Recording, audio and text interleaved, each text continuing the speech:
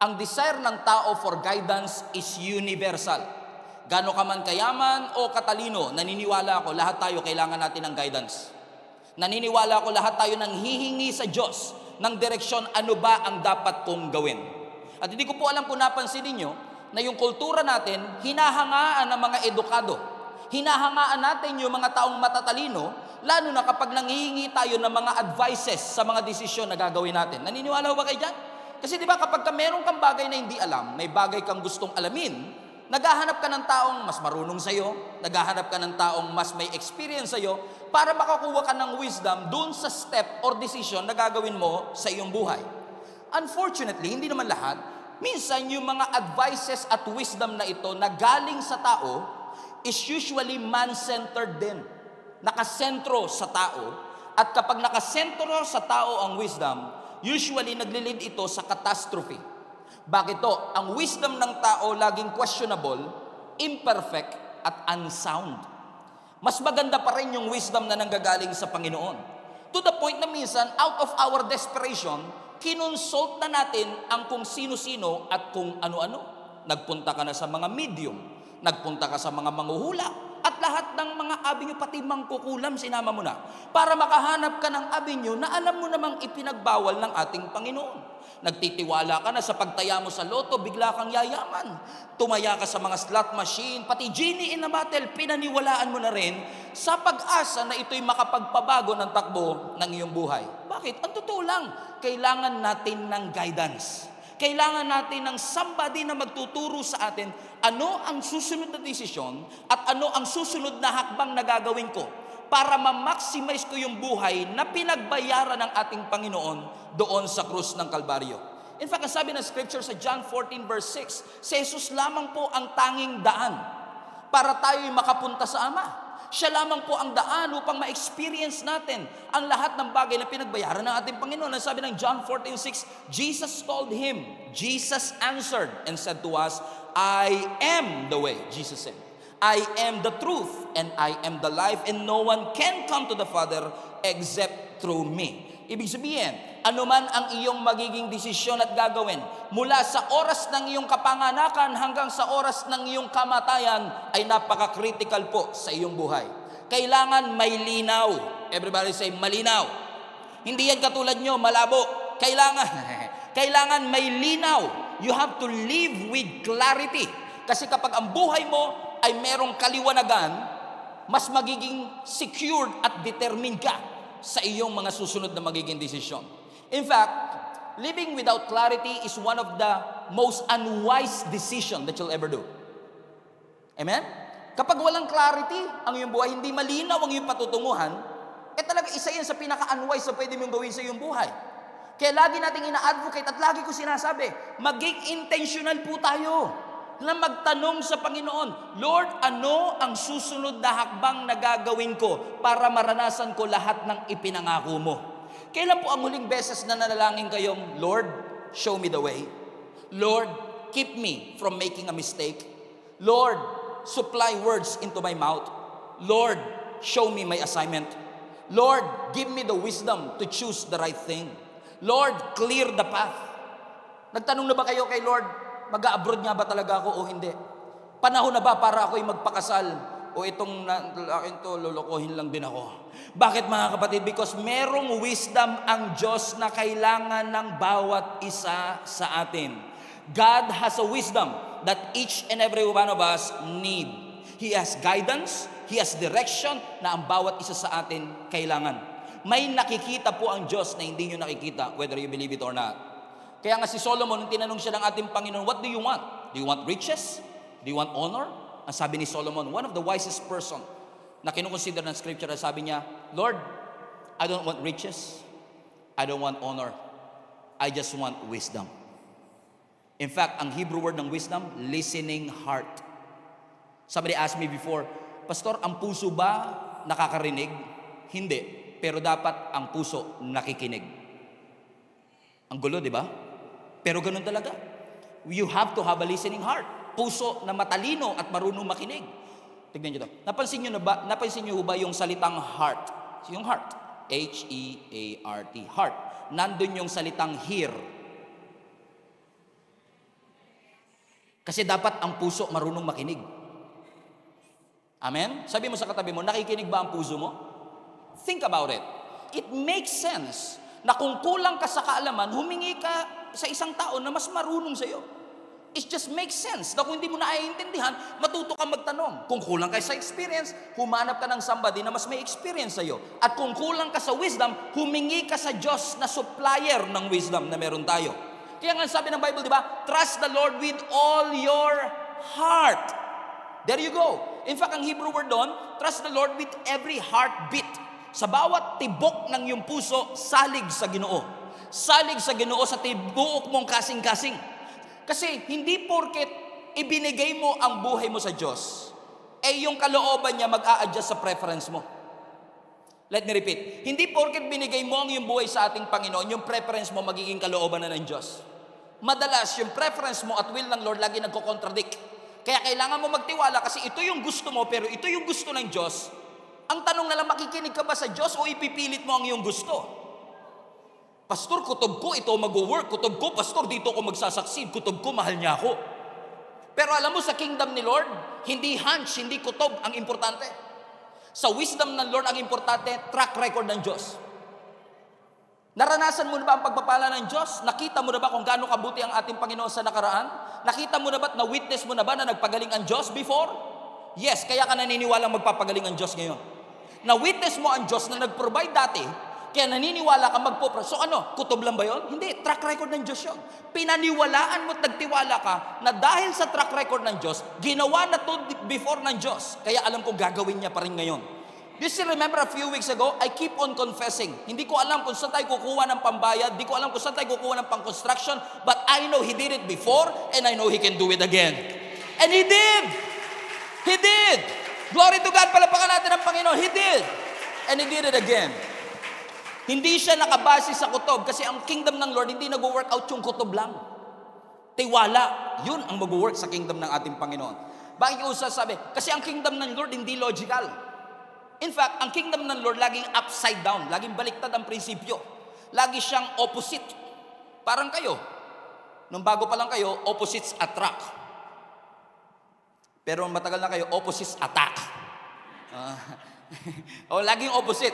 Ang tawag niyan sa English, paradox. Pag sinabi mong paradox, yung magkakontra yung salita, pero nung inugat mo, tama naman pala. Ang kingdom ng Lord parang paradox. Hindi siya katulad ng nakasanayan dito sa mundo. Hindi siya sumasabay sa kultura ng mundo. In fact, ang sabi ng Bible, gusto mo bang maging dakila? If you want to be great, you have to be the least. Paradox yun. Gusto ko maging dakila, tapos kailangan ko maging least. Ang sabi ng Bible, gusto mo bang maging malakas? Yes, pastor. Ang sabi ng Bible, if you want to be strong, you must be weak. Do you want to be wise? Tignan niyo ang Bible. Do you want to be wise? Yes, pastor. You have to be full. Ato matindi. Do you want to receive? Alam nyo na kagad, di ba? Paradox talaga, sakit eh. Do you want to receive? You have to give. Paradox. Kakaiba. Kung kutob lang, hindi mo magigets yung prinsipyo ng scripture. Kung kutob lang ang papairalin mo, you have to see what the Bible is saying. Even Jesus have said, do you want to find life? You must lose it first. Gusto ko nga hanapin, wawalain ko naman. Hindi natin maintindihan. Because the kingdom of God is upside down. That's why the Bible is keep on repeating us, you should trust the Lord. Verse 6, in all your ways, acknowledge Him. In all your decision making. When was the last time that you acknowledged God in your decision? Amen? Kasi sabi ng Bible, in all. Hindi ko alam kung saan po kayo nag-aral, pero doon po sa school na pinag-aralan ko, kapag all lahat. Ganon din po ba sa inyo? Pareho lang pala. Wala naman palang problema, education system natin. Okay, so ibig sabihin, kung all, ibig sabihin lahat. Ang sabi ng Bible, in all your decision making, acknowledge Him. And when you acknowledge Him, read again, He shall direct your feelings. Ay, hindi pala feelings. Your path. Hindi mag-a-adjust ang path ng Lord doon sa nararamdaman natin. Nagtitiwala ho ba kayo that God has a great plan for your life? Yes, you have to believe that God has the best interest for your life. You have to trust God not just for your destiny. You have to trust God for your decision and direction in life. Kailan po yung huling beses na nanalangin kayo, Lord, direct me? Sabi ng Bible, kapag nanalangin kayo, ganito kayo manalangin. Our Father who art in heaven, hallowed be thy name, thy kingdom come, your will be done on earth as it is in heaven. Everybody now, give us this day our daily, that's dependence on the Lord, trusting. Give us this day our daily bread, daily wisdom, daily guidance, daily direction. You have to trust God every single day. You don't have to live a foolish life. Wise living is possible. When you have God on your side, wise living is possible. In fact, I've realized through the years na hindi naman talaga buhay ang problema minsan. It's not life, but the way you handle life. The way you handle life is what makes us fall. Naniniwala kasi ko na may pabor ang Diyos sa lahat ng taong nagtitiwala sa Kanya. May blessing sa lahat ng taong willing ibigay at ipagkatiwala. Lord, alam ko ito ang ikakayaman ko, Lord, ito ang ikakasikat ko. Sabi ng Lord, sure ka ba? Ang sabi ng Lord, don't seek likes, seek the kingdom. Huh? Iba yun eh. Paradox yun eh. Kasi kung gusto ko sumikat, kailangan daming follower. Kailangan maraming likes. Sabi ng Lord, don't pursue likes. Don't pursue followers. Pursue my kingdom. And all these things will be added unto you. Palapakan natin ang ating Panginoon. That's why the text that we are reading in Psalms 32, basahin ulit natin doon. Ang sabi ng scripture sa psalmist. In fact, si David ang nagsulat nito. Ang sabi ng Lord kay David, I will guide you. Sino sa inyo gusto nyong gabayan kayo ng Diyos? Amen. Pero hindi lang ito basta gabay. Kasi marami pag umaga, di ba? Ako ang iyong gabay. Ang tanong, sa ka ba ginagabayan yan? Amen? Kilala niyo yun? Kilala ko rin yun eh. Ang sabi niya, I will guide you, everybody read this with me, along the best pathway for your life. Sino sa inyo gusto niyo ng best pathway? Hindi lang basta kung anong gusto kong gawin, kundi yung pinakamainam na daan, yung pinakamainam na direksyon, yung pinakamainam na way. Ano sabi ng Lord? Huwag ka mag-alala. I will guide you. I will advise you and I will watch over you. Watch this, verse 9. Warning. Do not be like a senseless horse or mule that needs a bit and a bridle to keep it under control. Huwag kayong tumulad sa mga kabayo na kailangan pa ng bridle para lang makontrol mo kung saan pupunta. In fact, may picture ako dito ng kabayo. Kung hindi nyo alam ang bridle, yan yung tali na nilalagay ng kutsero sa kanyang bibig. Na yan ang nagko-control kung pipihit sa kanan o pipihit sa kaliwa.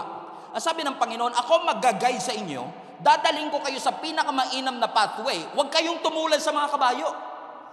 Na minsan kailangan mo pang pihitin yung bridle left and right para lang sumunod. Bakit? Ang sabi ng verse 10, kasi many sorrows will come to the wicked, but unfailing love surrounds those who trust the Lord.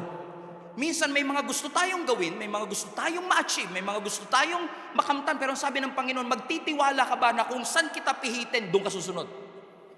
Kahit pa sa palagay mo illogical, kahit pa sa palagay mo walang pag-asa, kahit sa palagay mo hindi yan nag-work before. But just because it doesn't work before, doesn't mean it will not work now. Because at this point, at least now, you have God on your side. And when God is on your side, everything is and shall be possible. Kaya sabi ng Lord sa Psalms 23 verse 1, the Lord is my shepherd, I lack nothing. What a word.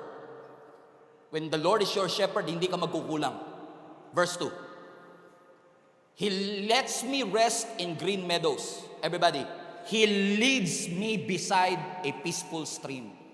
Alam niyo, kung gusto niyo ng tunay na kapayapaan, hayaan yung Diyos ang mag-lead sa inyo papunta doon.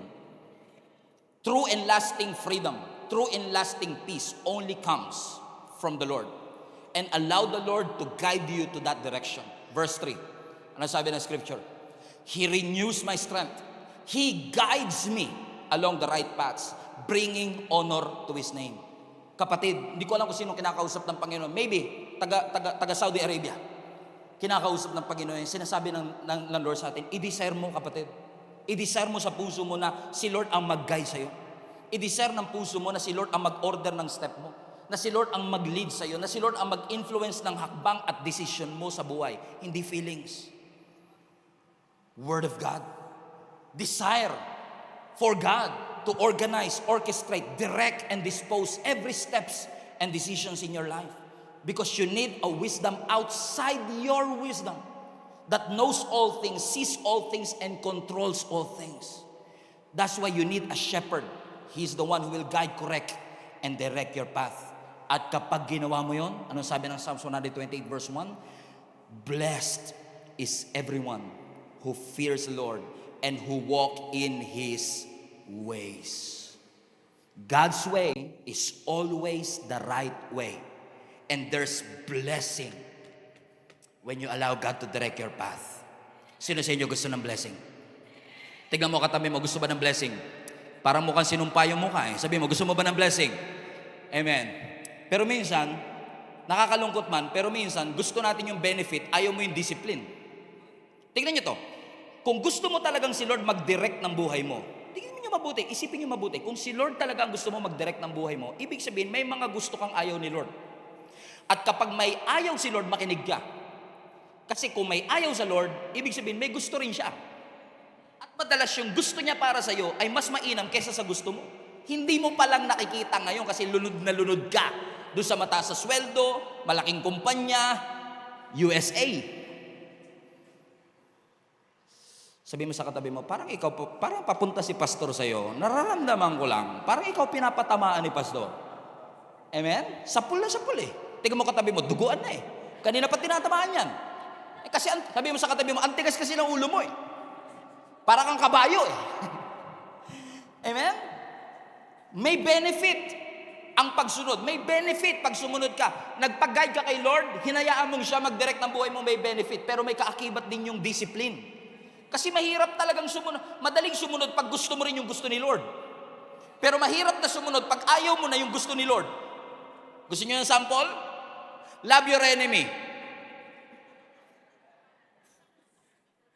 Sabi ng Bible, kung meron kang kaaway, ipag-pray mo. Lord, wala namang ganyanan. Ang mga enemy, inaaway yan, hindi minamahal. Yun ang logical. But since ang kingdom ni Lord ay upside down, yung inaaway dapat minamahal. Yung minumura, minamahal. Guess ba? Mura, mahal. Saan natin malalaman ng tunay na guidance? Alam niyo, kilala niyo naman ako. I've been a pastor of this church for more than 10 years. Lagi kong pinopromote, read your Bible. Isa pa kinukuha ni Pastor Stephen pinipreach niya, dito din. Alam niyo, sa totoo lang, nakakatalino to eh. Nakakatalino to. Kasi dito natin makikita ang wisdom na kakailanganin natin sa ating buhay. Amen. Every guidance and every direction that you will need is already been given to us. Where? Here. In the scripture. In fact, I believe strongly na ang Diyos nagsasalita pa rin hanggang ngayon through His Word. Kasi kung hindi na nagsasalita si Lord, ba't pa tayo magpipray? Pero since you know that God answers prayer, you will pray anyway. So it's not an issue of nagsasalita ba ang Diyos? It's an issue of paano nagsasalita ang Diyos. How? How do God speak to us? Here. Every time you open the Word, God is opening up His mouth. And He will speak to you. Ang sabi ng Psalms 119, verse 105, your word is a lamp unto my feet and a light unto my path. Tignan nyo, no? Yung lamp tsaka light, parehong ilaw yun eh. Pero bakit dun sa statement na yun, your word is a lamp unto my feet and a light unto my path? Alam niyo kung bakit? Kasi ang Diyos, hindi niya ipapakita ang kabuuan ng buhay mo. In fact, kung gusto mo makita ang kabuuan ng buhay mo, pagsisisihan mo rin. Kasi kung ipapakita ng Diyos sa iyo lahat ng storm na pagdadaanan mo, magkukwit ka rin eh. Kahit na mahal ko si Jen, ang pinakamaganda babae sa balat ng lupa, nagpapasalamat pa rin ako sa Panginoon na nung nag-I-do ako sa Kanya, hindi sinabi ni Lord na dadaan kami sa hirap. Kasi kung sinabi niya kagad yun, Jenny, maghunos dili ka. Siguraduhin mo yung papakasalan mo. Kasi pag pinakasalan mo yan, ito mangyayari sa inyo sa 2014, 2015, 2016, 2035. Aba, baka si Jenny mag-quit na kagad. Ayoko na pala. Pero alam nyo, ang word ng Lord, hindi niya iilawan yung buong kagubatan. Hindi niya ipapakita kung ano mangyayari sa iyo 10 years from now. Pero ang kayang ipakita ng Word of God, yung susunod mong hakbang. Kasi yung lampara, hindi niya kayang ilawan yung buong gubat. Pero ang kaya niyang ilawan yung susunod mong step. Yung kahit madilim sa buong paligid, as long as you hold the lamp, you're safe. Every step of the way, daily bread, daily wisdom, daily guidance. The Bible is the definitive roadmap. It illuminates the path for our feet to walk to. It guides our way into this world. Amen? And it's good na kayo po ay nakikinig ng podcast. Narinig natin sa testimony kanina. It's good na kayo ay nakikinig sa poging pastor. Praise God. Ako na lang pumupuri sa sarili ko eh. It's good na meron tayong nakukuhang illumination and revelation every time we listen and every time we come to church. That's good. But you know what? The Bible is best experienced not by somebody's explanation, but by its revelation. Mas ramdam mo kasi ang Biblia, hindi lang dahil kapag may nag-e-explain, kundi dahil kapag ang Diyos nangusap mo mismo sa iyo. Alam niyo, gusto ko maranasan niyo yung nararanasan ko, na kapag nagbabasa ka ng Bible, napapatalong ka sa sarili mong kwarto kasi may pinapangusap ang Diyos na bago sa iyo eh. Amen? Na hindi ko sinasabing mali ang ginagawa natin, na nakikinig tayo sa ibang preacher, nakikinig tayo ng Word of God. Pero na-try mo na ba na ikaw mismo nagbuklat? God bless you. Na ikaw mismo ang nagbuklat at si Lord mismo ay nangusap sa iyo. Kasi kapag nangusap ang Panginoon, by the way, sa panahon natin, wala na hong bagong revelation. Lahat to ibinigay na ng Panginoon. Walang bagong revelation na magsusupersede, lalo na magkocontradict sa Word of God. Kung nakasulat na sa Biblia, hindi na iko-contradict ng Diyos yun. Hindi na babaliin yun ng ating Panginoon. Kahit pa uso, kahit pa 2024 na. And just because it is legally accepted, it doesn't mean that it's morally correct. Let that sink in for a while. Kaya minsan, hindi kayo to kasi perfecto mga taga-Gia Kamanaba. Hindi kayo nagkakamali, malinis kayo sa harapan ng Panginoon. Amen? Nagpa-fasting kayo 7 days a week. Close na close kayo ni Lord, naramdam mo siya. Ang kausap natin dito yung wala dito ngayon. Kasi masarap po pag-usapan yung wala dito ngayon. May mga kilala ba kayo na wala rito? Kasi nga perfect kayo eh. Tuwid na tuwid ang buhay ninyo. May kilala ba kayong baluktot ang buhay? Pansinin nyo. Hindi ko sinasabing hindi baluktot ang buhay ko kasi hindi naman ako katulad yung perfecto. Ako baluktot din eh. Pansinin nyo, kaya baluktot ang buhay kasi baluktot ang prinsipyo. Baluktot ang pananaw. Hindi mo rin naman pwede sabihin sa Bible mo nakuha yung pananaw na yun kasi kapag sa Bible mo kinuha, syempre hindi baluktot yun. So kung baluktot siya, hindi ibig sabihin hindi yan nanggaling sa Word of God. At nakakalungkot mang isipin, natatawa lang ako, pero napakaraming misguided people in our generation. Pag sinabi mong misguided, kulang sila sa reasoning. Yung decision making nila, parang hindi mo maintindihan. Sure ka ba talaga dyan? Wala po kaming ginagawang masama. Matatanda na po kami, respetuhin niyo po yung aming privacy. Okay. Galit na galit Gusto manakit Kaya tuloy, ang ambisyon natin misguided. Ang purpose natin misguided. Expectation ng tao misguided. Alam niyo kung bakit? Kasi ang misguided life nagsisimula sa pundasyon. Kaya lagi ko sinasabi, ang mabuting asal, huwag niyong iasa lagi sa pastor na ituturo. Ang mabuting asal, huwag niyo iasa sa mga teacher sa school. Sa bahay dapat nag-i-start yan.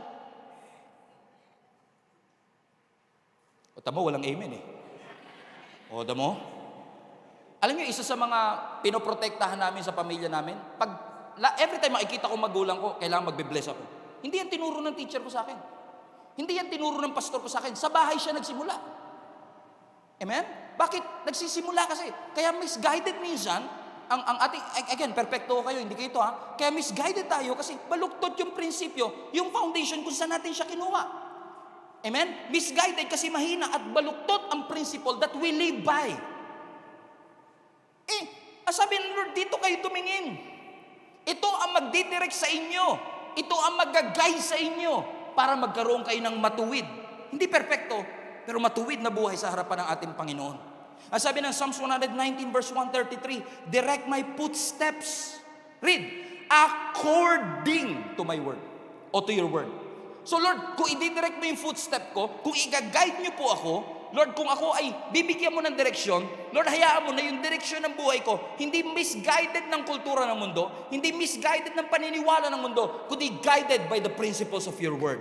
Because the word of God is a clear guiding principle. It has so much guiding principle na napakalinaw sa ating buhay. We just have to adhere it. We just have to walk in it. Nabasa niyo po ba sa Bible yung sinabi ng Bible na, kung mali, huwag mong gawin? Bigla kayong tumahimik Kaya nalalaman ko pag kayo tinatamaan Hindi na kayo nag-i-amen Kanina tawan-tawa ka kasi yung topic katabi mo Pero ngayon, nung ikaw na, hindi ka na makatawa Kasi wala namang ganyan Yung katabi ko, dinala ko nga dito to para patamaan mo Napansin nyo, ang sabi ng Bible, kung mali, huwag mong gawin. Nasa Bible ba yan? Yes. Sinabi ba ng Bible, ang puso natin ang pinakamandaraya sa lahat? Tinuturo ba ng Biblia, maging good steward ka? Tinuturo ba ng Bible, piliin mo ang mga magiging kaibigan mo? Choose your inner circle. Sinabi ba ng Bible, huwag kayong mahilig sa chismis? Sinabi ba ng Bible, do not gossip? Sabi mo sa katabi mo, yan. Sinabi ba ng Bible, ayaw kabala ka, huwag mag-aalala? Sinabi ba ng Bible, huwag maging anxious? Sinabi ba ng ating Panginoon, love your enemy? Sinabi ba ng Bible that you surround yourself with good counselor? Guiding principle. Gagawin na lang. Klaro na. At ang sabi ng scripture, kung gagawin mo yung guiding principle, napakarami pa dyan, wala nang time. Kung gagawin mo lahat yun, yun ang mag-guide sa'yo. A successful life. Nangako ang Lord, gagabayan ka niya. Kung i-allow mo siya. He will guide you through His Word. He will guide you through your pastors. He will guide you through your leaders. Minsan yung mga bagyo sa buhay mo, ginaalaw din ng Lord dyan para matauhan ka minsan. Minsan iaalaw ng Lord na ma-reject ka, masaktan ka para ma-realize mo, masyado mo nang binaba ang standard mo. Minsan inaalaw ng Panginoon yan para matauhan yung ating nararamdaman na hindi tayo dapat driven by our feelings. Kanta ka pa. Ano ba itong nadarama? Oh shucks, ito ba'y pag-ibig na?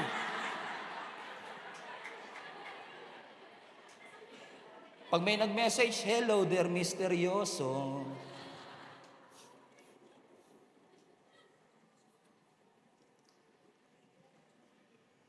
Bakit to? Kasi kapag ka namuhay ka sa prinsipyo, ito napansin ko kapag sinunod mo yung Bible, kapag sinunod mo yung sinasabi ng Scripture, determined na agad magiging future mo. Think about it. Di ba? Kapag sinunod mo yung Bible, predicted na kagad ang future mo. Alam mo na kagad. Kasi prinsipyo siya, batas siya law siya, parang gravity. Pag tumalong ka, siguradong babagsak ka. Pag nagtanim ka, siguradong aani ka. Pag nagbigay ka, siguradong makakatanggap ka. Guaranteed. Amen? So, when you live a principled life na base sa salita ng Panginoon, ang outcome ng buhay, predicted mo na. Ganito lang yan. Naniniwala ba kayo pag sinunod nyo ang scripture, gagawin ng Lord na successful ang ating buhay? Paano tayo nakakasiguro? Paano nyo nasabi? Sabi yun ng Bible So dahil sinabi ng Bible, alam natin kapag sinunod mo yung prinsipyo, guaranteed ang result. So, let's take it further. So kung hindi mo susundin, guaranteed din ang future mo na hindi maganda. Amen? You must live a principled life. And when you live a principled life, your future is determined. Amen? Ano sabi ng John 10:10? The enemy comes, the thief comes to steal, to kill, and to destroy. But I have come, Jesus said, I have come to give you life that is abundant. I have come to give you life. Listen, hindi sinabi ng Bible, I have come to give you a good career. How good is your career if you lose yourself in the process, Amen? Hindi naman pinangako ng Lord na lagi magkakaroon tayo ng magandang career. Ang pinangako niya, we will have an abundant life. Bilib na bilib sila sa ganda ng sasakyan mo. Hindi nila alam, hindi mo na mabayaran.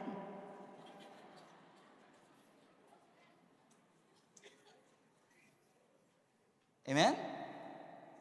Nakakalungkot man isipin, pero hanggang ngayon, klaro naman ang salita ng Diyos. Sa dami ng social media influencers na nagpipreach ng Word of God, and we have a lot of members here who are social media influencers na ini-encourage ko talaga, gamitin nyo yung platform nyo to preach the gospel of Jesus Christ. Nakakalungkot man isipin, pero maraming tao, may pera pero walang Diyos. Kasal pa rin pero wala ng pag-ibig.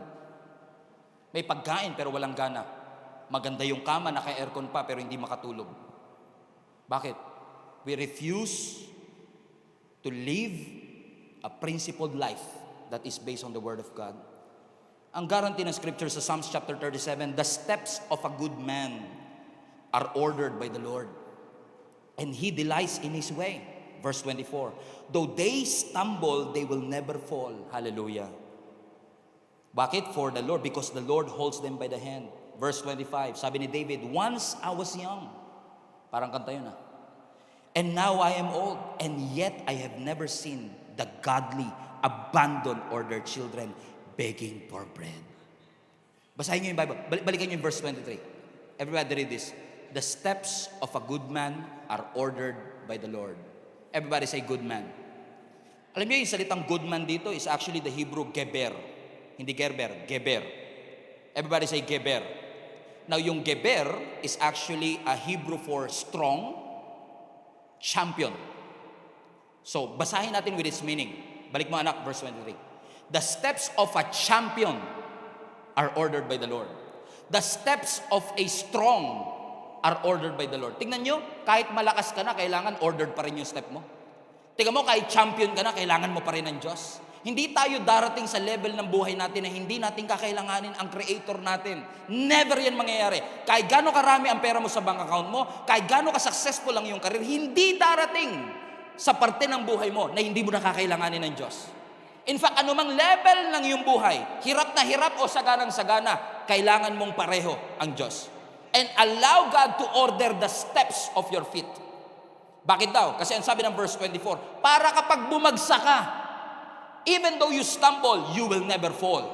In essence, you will fall but you will not fall away. That even when you stumble, you will never fall. Bakit daw po? Ano ang guarantee? For the Lord holds them by the hand. Hawak ka ni Lord. Amen. Yun ang guaranteed. If you will allow God to hold your hand in every decision that you will make, even though you fall, because even the strong has limitation. Even the strong needs the Lord. But even when you fall, and sabi ng scripture, the Lord will hold you at His hand, through His hand. And for many years, I thought that this holding hands sa sinasabi ng scripture is like, bumagsak ka at sinalo ka at inangkat ka ng Panginoon. Because that's a parang displacement of energy. Parang yung kakulangan mo, pinunan lang ng Lord. Pero actually, ang Hebrew word dito ng He will hold you is actually a substitution. Na hindi lang displacement of energy, kundi si Lord ang nag-sub para saluhin ka at iahon ka dun sa kinabagsakan mo. What an amazing news. Amen? Na kung iaalaw mo lang ang ating Panginoon, may guarantee ka, even when you fall. Now think about it. Just the thought, yung iniisip mo pa lang, that the all-wise and all-powerful is with you. It's just so comforting, isn't it? Masarap kaya sa feeling na knowing na yung pinakamatalinong Diyos at ang Diyos na nakakaalam ng lahat ng bagay, sabi ng Lord, I got you. My goodness. Ang sarap sa feeling. Amen. Sino sa inyo yung kapag kumakain kayo sa restaurant, magkakabarkada kayo? Napansin niyo ba, pagka kumakain na tayo sa restaurant, tas nagbabayaran na, lumalabas ang tunay na pagkatao ng mga barkada natin. Napansin niyo ba yun, mga kapatid? Tingnan niyo to. Halimbawa, kumain kayo kumain kayo ng rib eye steak. Wow, sana all. Kumain kayo ng steak to. Tapos bill na, nagkabayaran na. Di ba? Kabayaran na. Pansinin niyo, may mga kabarkada kayong number 1, biglang naiihi. Share lang ako At pangalawa, mayroon kayong mga kabarkada na biglang nagiging security guard. Kap-kap ng kap-kap. Saan nga ba yung wallet ko dito? Saan napunta? Ang lalim ng bulsa bigla. Huwag ka tumingin sa katabi mo, baka isipin niya siya yon. Pero meron kang kaibigan. Hindi siya nagsi-CR, hindi siya kap-kap ng kap-kap. Siya yung klase ng kaibigan na magsasabi, ako na bahala. Yun ang masarap na kaibigan. Amen? Inabuso mo naman. Yung ngayon, hindi na sumasama. Di ba? Totoo, di ba? Lagi na lang siya busy. Kasi naman, sinamantala mo. Inabuso mo. Alam nyo, that is actually the picture of our sin yung kalagayan natin sa harapan ng Panginoon Na dati tayo, alam nyo kasi ang kasalanan, para yung umorder ka ng pagkain sa menu, tapos nung nagkaroon ka na ng bill, hindi mo na kayang bayaran. Di ko alam kung nakarating na kayo doon sa tagpo na yon, na nung may bill na, wala kang pambayad. Sabi mo, magugas na lang po akong pinggan. May dishwasher ho kami. Di ba? Yung ganong feeling. Because sin will advertise that it is fun. Sin will advertise you can afford it. Only to find out na nakuha mo na yung bill, hindi mo siya kayang bayaran. Kapkap ka ng kapkap, saan ka kukuha ng pambayad? Nagtatry ka mag-excuse, punta ako ng CR, paano ko makakapagbayad? And then Jesus came and said, akong bahala. Biglang sinabi ng Lord, akong bahala. And He paid the price for you. Amen? Kumbaga sinasabi ng Lord, I got this. Nasa gitna ng ating pagbagsak, ang sabi ng Lord, don't worry anak. I got this. I got your back. Ang sarap sa feeling, no? Na yung Almighty God who spoke the universe into existence. Yung all-wise God na alam niya ang lahat ng bagay, maging yung bilang ng yung buhok at yung number ng bawat buhok na yan, is saying, anak, I got you. Sarap sa feeling. Nakasama natin ang ating Panginoon. What are you going to do now? So if God's got this, will you say, Lord, sige po, ikaw na po bahala. Meron naman po ako 100 dito, pero hindi po kasya, pero ikaw na po bahala. Because I know you can handle even the price that I cannot pay. What a good God. Sabi ng Psalms 25 verse 4 to 5, I'm landing this plane. Show me the right path, O Lord. Point out the road for me to follow. Lead me by your truth. Your truth. Your truth, not your truth. His truth. Amen? And teach me, for you are a God who saves me. And all day long, I put my hope in you. That even in the midst of failing, in the midst of lack, in the midst of difficulties and challenge, I know you can handle this, Lord. I entrust everything to you. Na kahit nag-aalala ako at kahit worried ako, alam ko, kaya mong i-handle lahat ng mga bagay na iniisip ko. God can handle your stress. He can handle your problem. You cannot, but He can. He's just that powerful. Na minsan, inakala mo na tinanggal ng Diyos sa'yo. Inakala mong pinabayaan ka na ng Diyos. Pero ang totoo, ginaguide ka niya sa bagong direksyon. It's hard to comprehend that even in the midst of failing, even in the midst of lack, ginagamit ng Lord ang kawalan, ang problema, ang challenges para i-redirect tayo ng Diyos. Naalala niyo si Elijah? 1 Kings 17. Si Elijah, bilang isang propeta, nagdeklara siya kay Ahab na king, wicked king at that time. Na ang sabi niya, for 3.5 years, kung hindi ko sasabihin umulan, hindi uulan. Wow. And you know what happened? He confesses, he prophesied, magkakaroon ng tagtuyot dito sa lugar na ito, walang ulan na dadapo sa mga lupa ng lugar na ito. At yung lupa na yun, nandun din siya. So si Elijah ang unang casualty na sarili niyang prophecy. Kasi sinabi niya hindi uulan dito. Hanggat hindi ko sinasabi. Ay, totoo nga. Nangyari. Tingnan niyo nangyari. Ang sabi ng 1 Kings 17 verse 1. Now Elijah, the Tishbite, from Tishbe in Gilead, said to Ahab, as the Lord, the God of Israel lives, whom I serve. Everybody read this, please. There will be neither dew nor rain in the next few years, except at my word. And then the word of the Lord came to Elijah. Watch this. So, nung sinabi niyang, hindi na uulan dito, ang sabi ng Lord sa kanya, verse 3, live here. Everybody say, live here. So nag-confess siya, magkakaroon ng tagtuyot, magkakaroon ng tagutom. Ang sabi ng Lord, umalis ka dyan. God redirected him. Nilabas siya ng Lord doon sa casualty. Saan siya pinapunta? Sabi niya, live here, turn eastward, and hide in Kerit Ravine, east of Jordan. You will drink from the brook, and I have directed ravens to supply you with food there. And so he did what the Lord had told him. Hindi siya nagmatigas. As sinabi niya, Lord, kung talaga gusto mo akong pagpalain, di pagpalain mo po ako dito. Sabi ng Lord, umalis ka dyan. Magkakaroon ng tagutom. Pumunta ka doon sa Kerit Ravine, sa east of Jordan, doon ka uminom sa ilog, sa sapa, na i-direct ko sa iyo kung saan. So he did. He went to Kerit Ravine, east of Jordan, and he stayed there. Watch this, verse 6. Everybody read.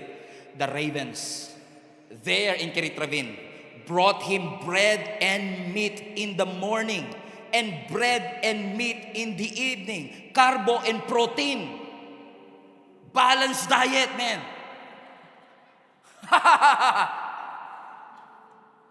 Kasi alam ni Lord, pag puro carbs, magugutom ka lang. Bigyan natin ng protein. Bigyan ng protein yan. Sabi ng Lord, pumunta ka sa Kerit Ravine. Tumabi ka dun sa ilog, yun ang iinumin mo. At huwag ka mag-alala sa pagkain. May Grab na magdadala sa iyo ng pagkain day and night. May bread and may meat. Ay, ang saya.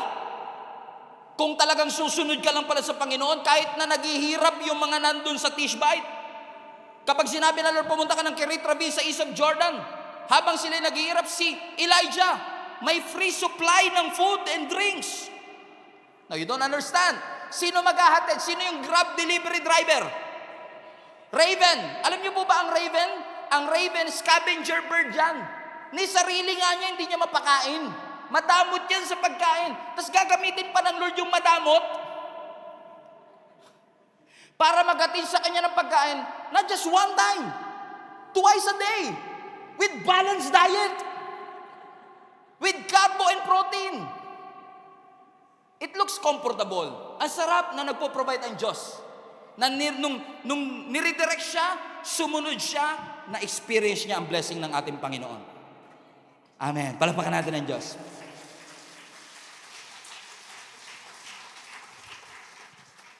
But here comes a problem. Kasi dahil walang ulan, kahit may sapa, matutuyo. So, yung sapa na yon, yung brook, ang nagsilbing source of drinks. Yung raven, ang nagsilbing source of food. Pero after some time, ang sabi ng tutuloy natin, after some time, natuyo yung brook. At ang sabi ng Panginoon, wala na rito, lumipat ka naman ngayon sa bagong lugar. Everybody say guidance. Everybody say direction. So nung natuyo na yung stream dahil nga walang ulan, iniredirect na naman siya ng Panginoon sa bagong lokasyon. At ang sabi ng Lord sa kanya, merong widow na magpo-provide ng pagkain sa iyo habang naroon ka. So listen to me. Nung natuyo yung sapa at huminto nang lumipad yung raven, akala niya nagsara na, akala niya tapos na. Minsan akala natin pagka nawala na yung raven, nawala na yung source of income, akala natin pag nawalan tayo ng trabaho, akala natin pag may nagsarang pinto, tapos na rin ang Diyos. Hindi. What if? Kaya natuyo yung brook at kaya huminto nang lumipad yung raven, kaya nagsara kasi gusto ng Lord na lumipat ka sa ibang direksyon. Kasi ang problema ng katabi mo ganito. Sarado na, pinipilit pang buksan. Hininto na ng Lord, pinipilit pa natin. Iyak ka ng iyak sa nakasaradong pinto kaya hindi mo makita yung mga bukas na pintuan na binuksan na redirection ng Panginoon yun eh. So now, iyak ka ng iyak, touch na touch ka sa preaching na isang pastor, kapag ang topic rejection, Lord, I'm rejected. Most of the time, you are not rejected. You are just redirected. Hindi ka ni-reject ng Panginoon, hindi ka pinabayaan ng Diyos. Hindi hininto ng Diyos ang trabaho kasi gusto niyang mamatay ka sa gutom. Kaya hininto ng Lord. What if kaya nawalan ka ng trabaho kasi gusto ng Panginoon na magkaroon ka ng sariling negosyo? What if dininay talaga yung visa na yan? Nakatakot-takot ang prayer mo na dinay ka sa visa kasi gusto kang protection na ng Panginoon. What if natapos yung relationship na toxic naman in the first place? Kasi gusto ng Panginoon na iligtas ka sa isang kapahamakan. Rejection is God's protection. Rejection is God's redirection. Rejection is God's correction. Just believe in the Lord. Sabi ng Lord, okay, yung Kerit Ravine, naging source of income mo, naging source of food mo for many seasons. But that season is over. I'm going to bring you to another season. Ang sabi ng Bible, yung mga Israelites, nung nasa wilderness sila, pinakain sila ng Lord for 40 years gamit ang manna from heaven. Right? Pero ang sabi ng Bible sa Joshua chapter 5, pagtungtong nila sa promised land, yung pinakain ng Lord na manna from heaven, huminto that moment. Siguro sasabihin ng mga Israelites, sino na naman ba nagkasala? Ba't hininto na naman ng Panginoon ng pagpapala? Wala nagkasala. Kaya hininto ng Diyos kasi sabi ng Lord, tapos graduate na kayo sa mana. Pang wilderness food yan. Ang pagkain dito sa Promised Land, prutas. Amen? In-upgrade ng Lord, nilevel up ng ating Panginoon. So, kung ma-deny ang visa, magsarado ang negosyo, matapos ang relationship, balikan mo uli. At imbis na iyakan mo ng iyakan, pasalamatan mo ang Diyos. Sa lahat ng pintuang sinara ng ating Panginoon. Because when God closed the door, there is more. Amen. Tingin kayo sa camera, tingin kayo sa screen, tingin kayo sa screen.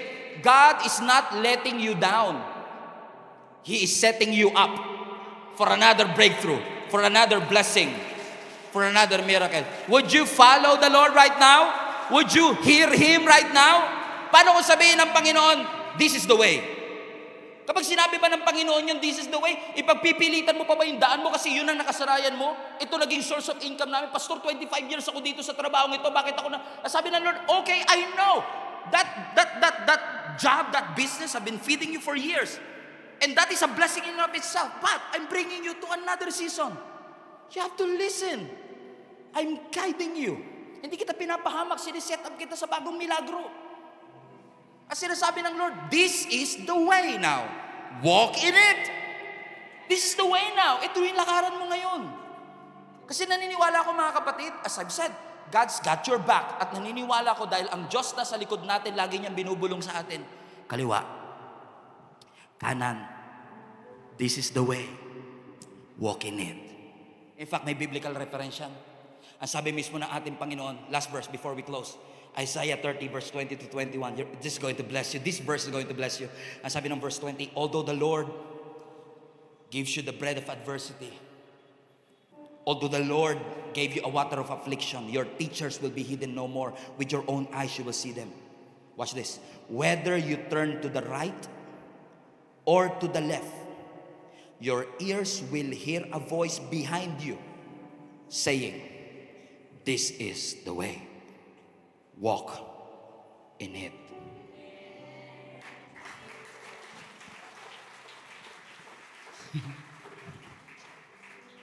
Kaliwa man o kanan, there's always a voice behind you na magbubulong. This is the way. Walk in it. I know you're still crying, but this is the way. Walk in it. Alam ko nagpagal ka sa negosyo na yan for many years, tas nalugi lang, but this is the way. Walk in it. I know you've been struggling for that loss. You've been heartbroken because of that loss, but this is the way. Walk in it. Sabi ng Bible, whether you turn left or you turn right, there is a voice behind you that is saying, this is the way. Walk in it. This is the way. Pag ganun, Pastor, kala ko ba nasa likod ko si Lord? Ba't di ko naman narinig? Inaantay ko. Hindi naman nagsalita ang Panginoon. Basahin niyo ulit yung Bible. Balik mo anak. This is the way. Walk in it. And most of the time, kaya hindi mo naririnig kasi hindi ka lumalakad. Kasi yung instruction, ibibigay as you move. As you walk. Paano sasabihin ng Lord, turn left? Hindi ka nga lumalakad eh. Analysis paralysis, indecision is robbing you of a lot of opportunity. Play safe lang, Pastor. No, that's indecision. And indecision is still a decision. And it is paralyzing a lot of Christians in our generation. Ang generation natin is in the age of overthinking. Lahat na lang in-overthink. Hindi pa nagsisimula ang negosyo, paano malugi? Hindi ka pa nga nanliligaw, paano kung mawala na kami? Wala nga kayo eh. Hindi, wala pa talaga. We are perpetual thinkers. You are creating a problem inside your head na sa isip mo lang nag-i-exist. Nagwo-worry ka sa isang bagay na hindi pa. Sabi mo, Lord, pengin direction. Ayaw mo naman umakbang. Sabi na Lord, this is the way. Walk in it. And imbes na, sundin na sinasabi ng Lord, meron kang forecast, worst case scenario, sa isip mo, walang diretsong daan, lahat na lang maze, lahat na lang paikot-ikot. Overthinking is analysis paralysis, which is usually a result of fear. Think, fear. Fear of failing, fear of making a mistake, fear of wrong move. But God is saying to each and every one of us today, whether you turn left or you turn right, there is a voice behind you. Anak, This is the way. Walk in it. This is the way. Walk in it. Lord, natatakot ako. Paano kung magkamali ako? No. This is the way. Walk in it. This is the way. Walk in it. This is the way. Walk in it. This is the way. Walk in it. You see, I am confident not because of my big talent. I'm confident because I have a big backup. This is the way. Walk in it. This is the way. Walk in it. I pray in Jesus' name na maraming palayain ang Panginoon dito sa napakaraming indecisions, fear, and doubt, and start to believe that God's got your back. He's holding you at the palm of His hand, and He's doing something in your life that is going to bring you to places and season that you've never imagined before. Sinasara ng Panginoon ang Kirit Rabin na nagpala sa iyo before, but God is opening a new door of opportunity to bring you to places that you've never expected na pagdadala sa iyo ng Panginoon. Let's give Him some praise for every rejection. Let's give Him some praise for every closed doors, for every cancellations that we have been experiencing, and allow the Holy Spirit to direct your path. This is the way. Walk in it. Every head bow, every eye closed. Panginoon, salamat po, Panginoon, for always reminding us, O God, of this wonderful truth that you got our back, na nasa likod ka namin, Panginoon, na lagi kang nandyan, Panginoon, para kami ingatan, protektahan, at igay sa tamang landas, Panginoon.